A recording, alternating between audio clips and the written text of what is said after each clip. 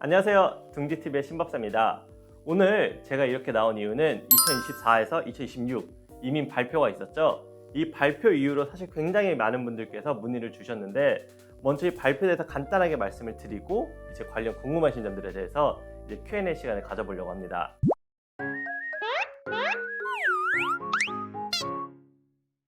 저희가 이번에 들은 2024에서 2026 발표를 보면은 사실 이전과 그렇게 많이 바뀐 것은 없습니다. 이번에 많이 바뀌지 않은 이유를 대체적으로 들어보니 일단은 기본적으로 캐나다에서 주택난으로 인해서 더 이상의 유입 인구를 받으면은 문제가 생길 수 있다는 것 때문에 아무래도 이민을 잠깐 동결을 시켰는데요. 그나마 희소식은 그래도 익스프레스 엔트리나 PNP 쪽에서 조금이라도 더 많은 지원자를 받겠다라고 해서 인원수를 늘린 바가 있고 오히려 대서양 이민이라고 하는 ARP나 조금 외곽 지역의 이민들 이런 부분들은 지금 퍼즈가 되어 있는 상태거나 조금 감소가 되고 있습니다. 그래서 이런 부분을 봤을 때는 아무래도 저희가 계속 진행하던 이제 경험 이민 쪽으로는 그래도 가능성이 조금 더 열려 있다라고 볼 수가 있고요. 가족 초청 이민을 보면은 부모나 조부모 이민 같은 경우는 초청자 수를 조금 많이 줄였지만 배우자나 커먼로우 같은 경우는 그래도 소폭 상승을 한 편입니다.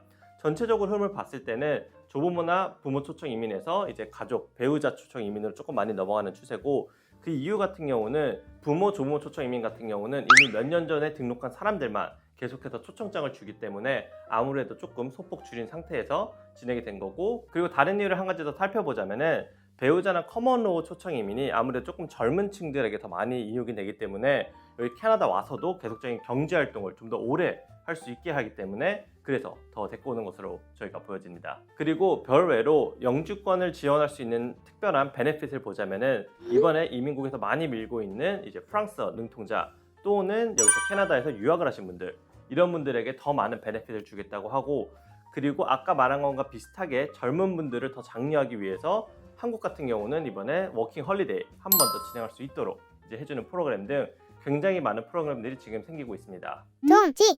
그럼 관련해서 이제 많은 질문들을 주셨는데 제가 오늘 이 질문들 확인하면서 좀 자세하게 답변을 드릴 수 있도록 하겠습니다. 먼저 구독자님 다이크 홀리데이 님께서 보내주셨는데요. 지금처럼 500점 전후의 점수로 선발이 되는 현상이 이어진다면 유학 후 PGWP로 이를 경력을 채워 지원하는 게 2위로 가장 가능성이 높은 방법인가요? 라고 물어보셨는데요. 일단 간단하게 제가 보면은 이제 유학 후 이민을 많이 생각하시는 것 같아요. 이제 유학 후 익스프레스 엔트리로 이제 이민하는 방법이 좀 유리하실까라고 하시는 건데 사실 이제 보내주신 내용만으로는 제가 바로 정확한 답변을 드리기 좀 어려운 게 익스프레스 엔트리는 아시다시피 나이 점수도 있어야 되고 학력, 경력 그리고 영어 점수 등도 필요한데 지금 여기에 보내주신 질문만으로는 이제 그런 내용이 아직 담겨 있지는 않아서 정확히는 말씀을 드리기는 어렵지만 제가 앞서 말씀드린 대로 캐나다에서 일단 유학을 했다라고 하면은 굉장히 큰 베네핏이 있습니다. 캐나다 학교를 졸업했기 때문에 거기에 대한 가산점을 받을 수가 있고 그리고 만약에 한국에서 학력이 없는 분들 예를 들어서 고등학교 졸업만 했던 분들 같은 경우도 여기서 2년제나 4년제 졸업하면 굉장히 많은 가산점을 받을 수 있어요. 그리고 내가 한국에서도 학력이 있다 예를 들어서 4년제도 나왔지만 아니면 마스터까지 나왔어도 여기서 추가 학력을 나오면은 그것도 베네핏이 되기 때문에 무조건 도움이 되기는 합니다. 하지만 이게 모두에게 적용되는 건 아니고 상황에 따라 조금 더 달라질 수 있기 때문에 항상 컨설팅을 받으면서 나에겐 이게 더 적합한지 아니면 그대로 바로 진행하는 게 더 유리한지 이런 부분 한 번씩 살펴보는 것을 권해드립니다. 다음 질문 한번 보겠습니다. 코디퍼 님이 보내주셨는데요. 과연 이의 지원자 적체 현상이 해소될까요? 이 부분은 지금 이민국에서도 굉장히 많이 노력을 하고 있는 상황입니다. 이번에 나온 정책에서도 사이드로 나온 부분이 유저 프렌들리 좀 쉽게 다가올 수 있게 하겠다라는 것도 있었고 이제 관련해서 자문도 주고 아니면은 프로그램 좀 빨리 진행할 수 있겠다라고 하는 건데 거기에 항상 들어가 있는 게 이제 백로그가 많다. 이제 지금 적체되어 있는 어플리케이션 너무 많다와 지금 진행할 수 있는 이제 심사관의 숫자가 현저히 적다. 이 두 가지가 항상 같이 나옵니다. 또 작년인가 재작년에 보면은 100만 케이스 이상이 홀드가 되어 있었고 지금은 사실 오히려 더 늘어나고 있다는 얘기를 듣고 있었어요. 저도. 그래서 적체 현상을 지금 해소하려고 굉장히 많은 노력을 하고 있고 적체 현상을 없애려고 일부러 신체 검사도 추가로 안 받아도 되는 부분이나 뭐 바이오메트릭도 예전에 없앤 적이 있었고 이제 좀 간소화를 많이 시키고 있습니다. 또 이민국이 노력은 하고 있지만 물론 제가 봤을 때는 그래도 좀 어느 정도 시간은 좀 소요될 것으로 보여집니다.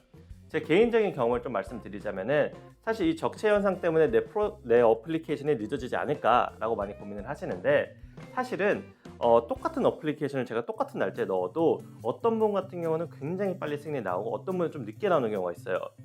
이런 말씀 드리긴 그렇지만 심사관에 따라서 정말로 똑같은 케이스를 봐도 오래 걸리거나 빠른 케이스가 있기 때문에 이거는 어느 정도 좀 심사관의 운도 따라야지 그래도 좀 빨리 진행이 될 수 있다고 생각이 됩니다. 다음 질문을 보면은 해피 쩐쩐스님께서 보내주셨는데요.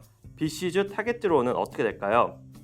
지금 제일 핫하죠. BC주 타겟 드로우는 이제 헬스 쪽이나 아니면 보육교사 그리고 이제 몇몇 특정 직군에 대해서 굉장히 많이 하고 있는데 예전에 있었던 타겟 드로우를 보면은 이제 이전에는 IT 쪽, 이제 컴퓨터 공학 쪽으로 이제 컴퓨터 인포메이션 테크놀로지죠. 이제 컴퓨터 쪽으로 굉장히 많이 진행이 됐었는데 아직도 그 BC 테크라는 게 아직도 존재합니다. 거의 3년이 다 되었는데 물론 그때보다 선발 점수가 좀 올라갔어요. 올라갔지만 그래도 아직까지 있는 것을 보았을 때는 이 EC 보육교사나 아니면 헬스 쪽도 적어도 한 3년 정도는 유지하지 않을까라는 생각을 하고 EC는 이번에 굉장히 좋은 부분이 하나 생겼던 게 원래 EC로 일했을 경우는 4불에 대해서 인핸스먼트라고 해서 정부 보조금이 나왔는데 이번에 BC주에서 6불까지 올려주겠다라고 정식 발표를 했습니다. 이 얘기는 뒤집어 보자면은 아직도 EC로 일할 사람이 없으니까 더 많은 사람을 장려하겠다는 걸로 보이고 그러면 당연히 이 주정부 프로그램이 더 길어질 수밖에 없다고 생각을 하고 있습니다. 그래서 제 개인적인 생각이지만 좀 조심스럽게 말씀을 드리면은 향후 1, 2년 정도는 더 유지가 되지 않을까 생각을 하고 있습니다. 네, 다음 질문은 헬리온님께서 보내주셨는데요. 한국 사람들 이민은 좀 수월해질까요?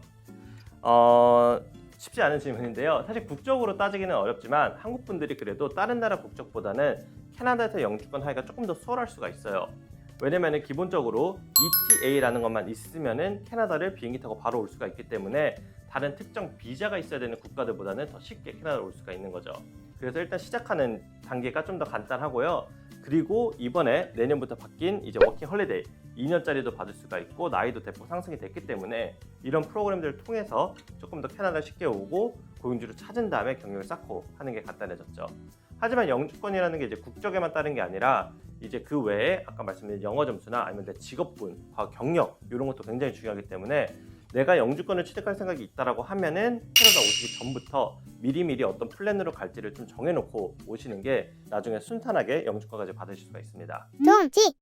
오늘 받은 질문은 여기까지고요. 도움이 많이 되셨으면 좋겠습니다. 사실 앞으로 영주권이 어떻게 될지 방향에 대해서는 이제 이민국도 계속 변화가 있기 때문에 계속 주시해서 어떻게 업데이트가 되는지를 꼭 보시기를 권해드립니다. 이런 관련 정보 받고 싶으시면 언제든지 저희 둥지이민에 연락해 주시면 당연히 상담 도와드릴 수 있고요. 저희 둥지TV 구독, 좋아요, 알람 설정 해주시면 빠른 뉴스 올려드릴 테니까요. 언제든지 와서 확인해 주시기 바라겠습니다. 캐나다의 시작은 둥지로부터 둥지TV 신법사였습니다. 감사합니다.